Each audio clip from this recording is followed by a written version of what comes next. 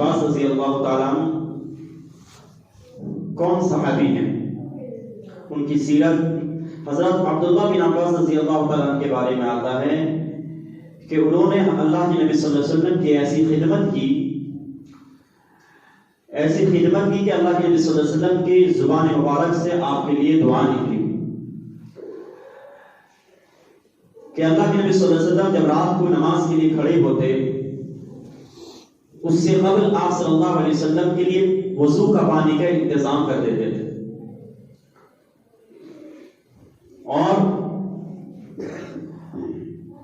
اللہ کے نبی صلی اللہ علیہ وسلم کے ساتھ نماز میں خشوع اور خضوع کے ساتھ پڑھتے تھے۔ ایک مرتبہ کا واقعہ ہے کہ اللہ کے نبی صلی اللہ علیہ وسلم نے اپنے سامنے کھڑا کر کے نماز پڑھا یا اپنے سائڈ میں کھڑا کیا اور نماز میں کھڑے ہو گئے تو حضرت عبداللہ بن عباس رضی اللہ تعالیٰ عنہ خود سے پیچھے آ گئے۔ جب اللہ کے نبی صلی اللہ علیہ وسلم نے سلام پھیرا پوچھا عباس کیا بات ہے، میں نے تمہیں اپنے ساتھ میں کھڑا کیا تھا، تم پیچھے کیوں آ گئے؟ تو انہوں نے کہا کہ اللہ کے نبی صلی اللہ علیہ وسلم کہ انت رسول اللہ صلی اللہ علیہ وسلم، یعنی آپ رسول کریم صلی اللہ علیہ وسلم ہیں اور وانا امتی، میں آپ کا امتی ہوں، تو امتی کا حق نہیں بنتا کہ نبی کے برابر کھڑا ہو جائے۔ تو اللہ کے نبی صلی اللہ علیہ وسلم نے بھی دعا دی کہ اللہم علمہ الکتاب، کہ اللہ عبداللہ بن عباس کو قرآن کا عالم بنائے۔ روایتوں میں آتا ہے بخاری شریف میں کہ اتنے بڑے عالم بنے قرآن کے کہ انہیں رئیس المفسرین کہا گیا۔ تمام صحابہ کرام رضوان اللہ تعالی علیہم اجمعین آپ سے جو ہے قرآن کے تفاسیر پوچھا کرتے تھے، آپ کو وقت کا حبر الامہ کہا گیا۔ حضرت عمر جیسی شخصیت آپ سے جو ہے قرآن کی تفسیر پوچھا کرتی تھی، کوئی مسئلہ ہو تو آپ سے آ کے پوچھا کرتے تھے۔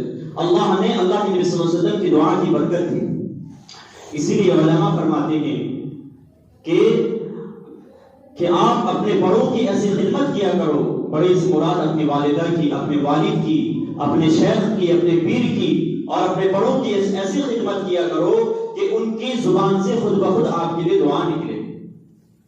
ایک ہوتا ہے دعا کے لیے کہنا، اور ایک دعا جو ہے خود بخود ان کی زبان سے نکلنا۔ ایک دعا لینا، ایک دعا کے لیے کہنا۔ ہم سب جو ہے لوگوں سے دعا کے لیے کہتے ہیں، کہنی بھی چاہیے، اللہ کے نبی صلی اللہ علیہ وسلم کی سنت ہے۔ ایک مرتبہ اللہ کے نبی صلی اللہ علیہ وسلم نے حضرت عمر سے فرمایا عمر میرے لیے دعا کرنا۔ اللہ کے نبی صلی اللہ علیہ وسلم کیسی ذات، کس سے کہہ رہے ہیں؟ حضرت عمر رضی اللہ تعالیٰ عنہ سے کہہ رہے ہیں کہ عمر میرے لیے دعا کرنا۔ لیکن یہاں دوسرا سبق یہ ملتا ہے کہ ہم ایسے اپنے بڑوں کی خدمت کیا کریں، ایسی خدمت کریں کہ وہ خود بخود ہمیں دعا دینے پر جو ہے آمادہ ہو جائیں، ان کی زبان سے دعا نکل جائے فوراً۔ جیسے اللہ کے نبی صلی اللہ علیہ وسلم نے حضرت عبداللہ بن عباس کو دعا دی۔ اپنی والدہ کے بارے میں آتا ہے کہ آپ اپنی والدہ کی ایسی خدمت کیا کریں، وقتاً فوقتاً انہیں کچھ ہدیہ دے دیا کریں۔ اپنے والد کو جو وقتاً عید ہوا ساڑی دیے، عید ہوا کپڑا دیے، بقرعید ہوا کپڑا دیے، کبھی بیچ میں ان کی خدمت کر دیا کرے، اپنے والد کی خدمت کر دیا کرے۔ تو اس وقت اگر آپ خدمت کریں گے تو ان کی زبان سے خود بخود دعا نکلے گی، ان کی زبان سے خود بخود دعا نکل جائے گی کہ میرا بیٹا کتنا فرما بردار ہے، میرا کتنا خیال رکھتا ہے۔ تو حضرت عبداللہ بن عباس رضی اللہ تعالیٰ عنہ کے بارے میں آتا ہے کہ آپ کو حبر الامہ کہا گیا، آپ کو رئیس المفسرین کہا گیا۔ تو اللہ کے نبی صلی اللہ علیہ وسلم نے جو ہے ان کو چند کلمات، چند نصیحتیں فرمائی کہ سب سے پہلی نصیحت فرمائی کہ احفظ اللہ یحفظک، کہ تو اللہ کی حفاظت کیا کر، اللہ تیری حفاظت کرے گا۔ تو اللہ کی حفاظت کیا کر، یعنی یہ کیسے ہو سکتا ہے کہ ہم اللہ کی حفاظت کریں؟ اللہ تو خالق ہے، مالک ہے، وہ ہماری حفاظت چاہتا ہے، ہم اس کی کیسے حفاظت کریں؟ یہ سوچنے کی بات ہے نا۔ تو اللہ کے نبی نے کیا فرمایا کہ تو اللہ کی حفاظت کر، اللہ تیری حفاظت کرے گا۔ اس کا مطلب یہ ہوتا ہے تو اللہ کے بتائے ہوئے طریقے پر چل، تو نبی کے بتائے ہوئے طریقے پر چل۔ اگر تو اللہ کے اور اس کے رسول کے بتائے ہوئے طریقے پر چلے گا تو اللہ بھی تیری حفاظت کرے گا۔ احفظ اللہ یحفظک، تو اللہ کے اوامر کی، اللہ کے حکموں کی حفاظت کرے گا تو اللہ بھی تیرا خیال رکھے گا، تیری غمی میں، تیری خوشی میں اللہ رب العزت تیرا خیال رکھے گا۔ جب تو پریشان حال ہوگا، جب تو مصیبت زدہ ہوگا، جب تو جو ہے میڈیکل کا چکر کاٹ رہا ہوگا، جب تو پریشانی میں مبتلا ہوگا، اس وقت اللہ تیری حفاظت کرے گا۔ اس لیے علماء فرماتے ہیں کہ تم غموں میں اللہ کو یاد کرو اور اللہ خوشی میں تمہیں یاد کرے گا، اور تم خوشی میں بھی اللہ کو یاد کرو، اللہ غموں میں تمہیں یاد کرے گا۔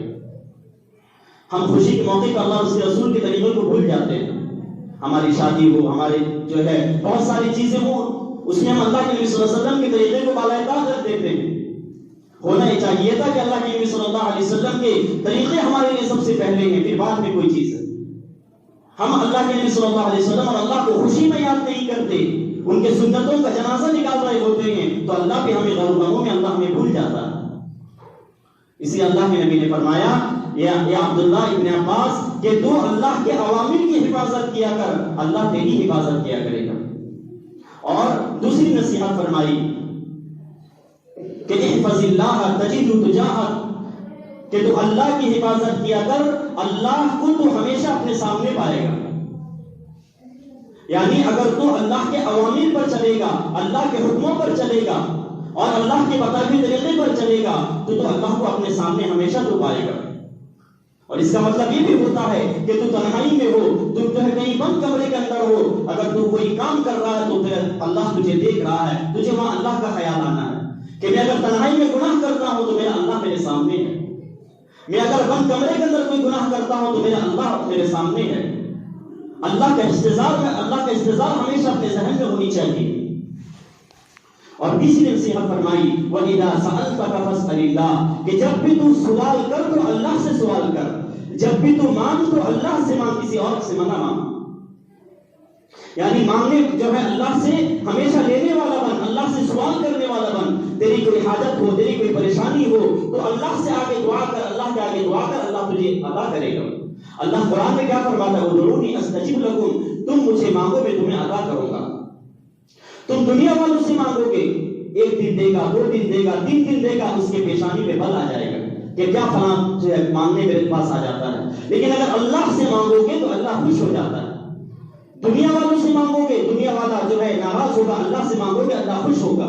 اور اگر اللہ سے نہیں مانگو گے تو اللہ ناراض ہوتا ہے، اور دنیا والوں سے نہیں مانگو تو دنیا والے خوش ہوتے ہیں۔ یہ اللہ کے نبی صلی اللہ علیہ وسلم فرماتے ہیں۔ تم اگر دنیا والوں سے سوال کرو گے، یہ تو دنیا کا ماجرا ہے کہ ہم کسی سے لین دین کا الگ معاملہ ہے، لیکن افضل طریقہ یہ ہے کہ ہماری کوئی حاجت ہو ہم اللہ کے سامنے رکھیں۔ ایک مرتبہ حضرت موسیٰ علیہ السلام نے اللہ سے سوال کیا کہ اللہ رب العزت اگر مجھے ایک چھوٹی سی چیز کی ضرورت پڑے میں تجھ سے سوال کروں، کیسے ہو سکتا ہے؟ تو غیب سے آواز آئی کہ موسیٰ اگر تیرے پاؤں کا جوتے، تم نے جو پاؤں میں جوتا پہنا ہے، اگر اس کا تسمہ بھی ٹوٹ جائے تو تم مجھ سے سوال کر لیا کر، اور اگر تجھے کسی نمک کی بھی ضرورت پڑے تو مجھ سے سوال کر لیا کر۔ میں ہی حاجت روا، میں ہی مشکل کشا ہوں، میں ہی جو ہے بگڑی بنانے والا اور میں ہی بگڑی بگاڑنے والا ہوں۔ اگر دنیا میں جو ہے درخت کا پتا بھی ہلتا ہے تو میرے حکم سے ہلتا ہے، اس کے بغیر نہیں ہلتا۔ وَإِذَا سَأَلْتَ فَاسْأَلِ اللَّهَ، کہ جب تو مانگ تو مجھ سے ہی مانگ، کسی اور سے نہ سوال کیا کر۔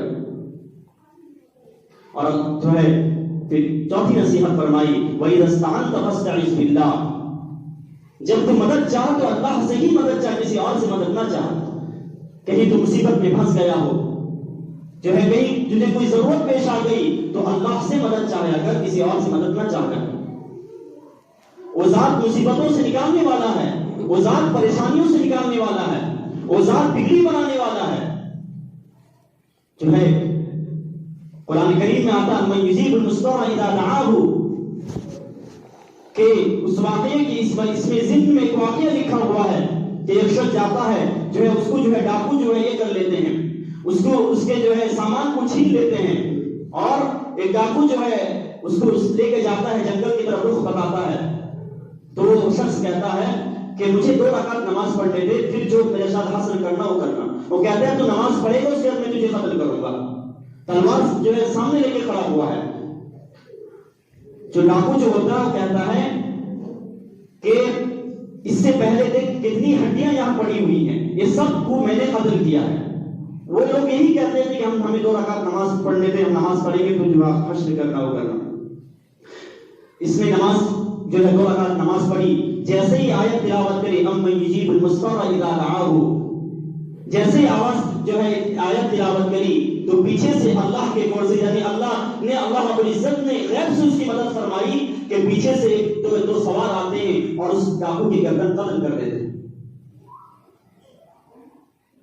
تو اس آیت سے اللہ رب العزت کیا بتانا چاہتے ہیں کہ امن یجیب المضطر اذا دعاہ ویکشف السوء ویجعلکم، کہ کون ہے جو ہے پکارنے والے کی پکار کو سنتا ہے، کون ہے جو بے قرار کی قراری کو سنتا ہے، وہ ہے اللہ کی ذات ہے۔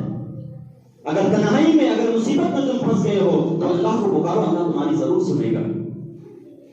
موسیٰ علیہ نبینا علیہ السلام کے بارے میں آتا ہے کہ موسیٰ جب فرعون نے حکم دیا کہ بنی اسرائیل میں جتنے بچے ہیں اگر وہ لڑکا پیدا ہوتا ہے تو سب کو قتل کر دیا جائے گا، تو موسیٰ علیہ نبینا علیہ السلام والدہ تو آپ کا ایک چھوٹا بچہ تھا، دودھ پیتا بچہ، وہ گھبرا گئی کہ میں جو ہے فرعون کا حکم آ گیا ہے، اب میرے بیٹے کو قتل کر دے گا۔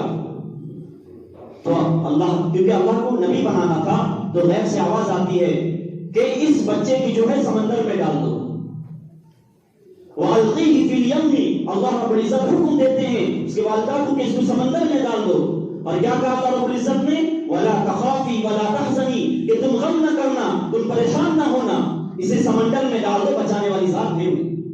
وَلَا تَخَافِي وَلَا تَحْزَنِي، پھر اللہ کیا فرماتے ہیں؟ اسے پریشان نہ ہونا، إِنَّا رَادُّوهُ إِلَيْكِ وَجَاعِلُوهُ مِنَ الْمُرْسَلِينَ، کہ میں اسے سمندر میں ڈالنے کے بعد میں تمہیں اسے واپس تمہارے پاس ہی لوٹاؤں گا، صرف لوٹاؤں گا نہیں، وَجَاعِلُوهُ مِنَ الْمُرْسَلِينَ، میں رسول بنا کے تمہارے پاس بھیجوں گا۔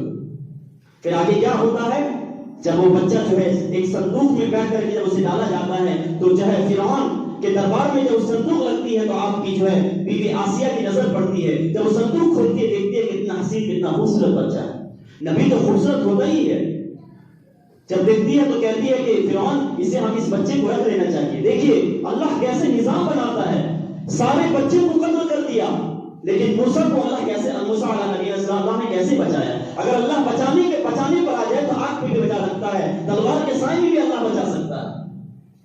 تو جب موسیٰ علیہ نبی السلام کو بچی لیتی ہے، وہ جو ہے ان کی بیوی لیتی ہے، کہتی ہے ہمیں اس کی پرورش کرنی ہے، دودھ کا انتظام ہوتا ہے، جو ہے وہ آسیہ سے دودھ نہیں پیتے، تو دودھ کا انتظام کیسے ہوتا ہے؟ تو فرعون کو خبر ملتی ہے ایک عورت ہے جس کی دودھ یہ پیے گا، پھر جو ہے ان کی والدہ کے دودھ پلاتی۔ تو اللہ رب العزت نے دشمن کے گھر میں اس بچے کو پال کے دکھایا، دشمن کے گھر میں اللہ رب العزت نے بچے کو پال کے دکھایا، اور کیا بنایا اللہ رب العزت نے؟ انہیں رسول بنایا۔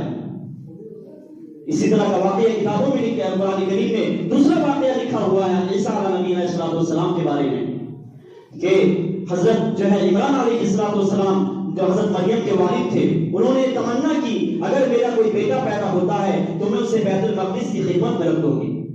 تو اللہ کا کرنا ایسا ہوا کہ بیٹی پیدا ہوئی، مریم علیہ نبی علیہ السلام، بیٹی پیدا ہوتی ہے تو جو ہے بیٹی پیدا ہو، اس کی پرورش کرتے ہیں، ان کے انتقال ہو جاتا ہے عمران علیہ السلام کا، تو ان کی پرورش کرتے ہیں زکریا علیہ السلام،